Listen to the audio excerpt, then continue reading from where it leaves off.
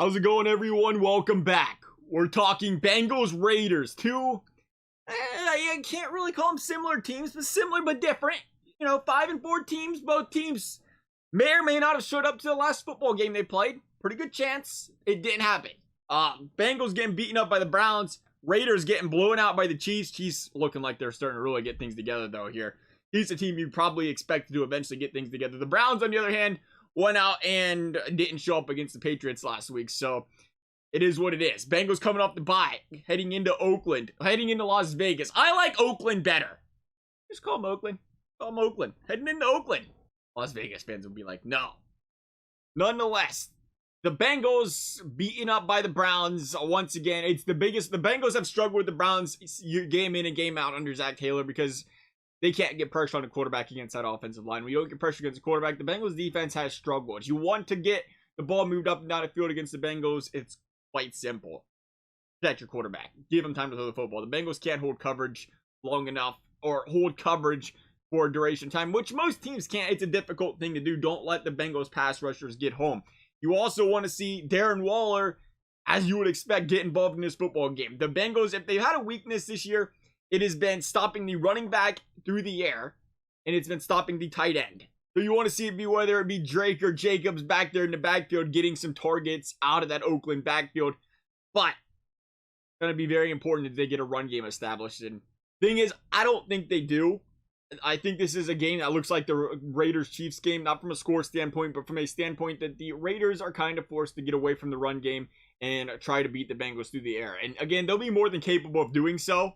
It's just, I think this Bengals defense is going to do a good job of forcing second and longs, third and longs, which is going to do the Bengals a favor on defense and trying to get this Raiders team off the football field here, which is going to be important because I don't think this is a low-scoring game. I think this is a game if the Raiders want to win this football game, they're scoring at least 30.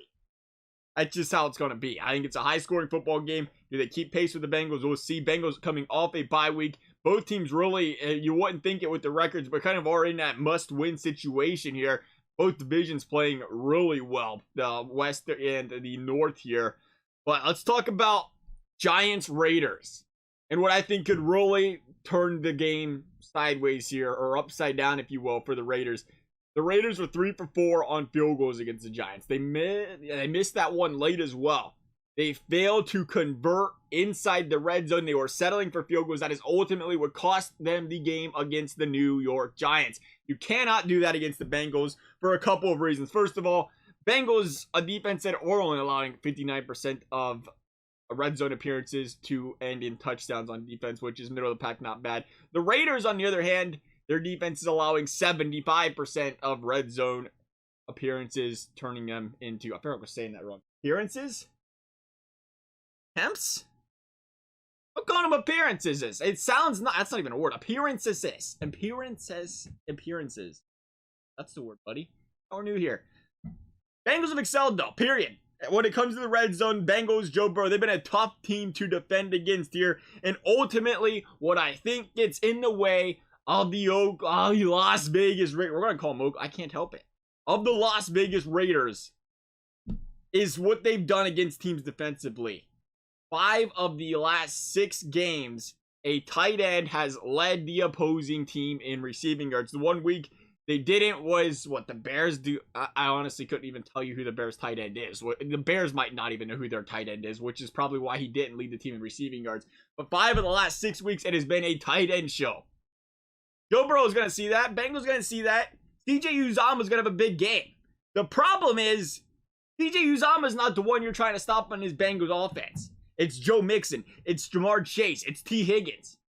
The fact that you have to worry about those 3 guys, and that's not even the weakness of the Raiders. I see this being a field day for Joe Burrow and company. It's one of those games. Raiders want to win. They're going to have to force a couple turnovers if they want to slow down this Bengals offense, or they're just going to have to outpoint the Bengals in this one. Not to mention, it's a team that probably won't get too much pressure on the quarterback. Both teams might not get too much pressure. We'll see if the Bengals D-line bounces back here. Ultimately, though, I think this is a game where the Bengals defense starts to make things right. I think this is a game that gets the needle pointing in the right direction again for the Bengals. They have to win this game. An absolute gauntlet coming up from a schedule standpoint. I'm saying Bengals 38, Raiders 27. Love to hear you guys' thoughts. Thank you guys for watching. We'll see you next time.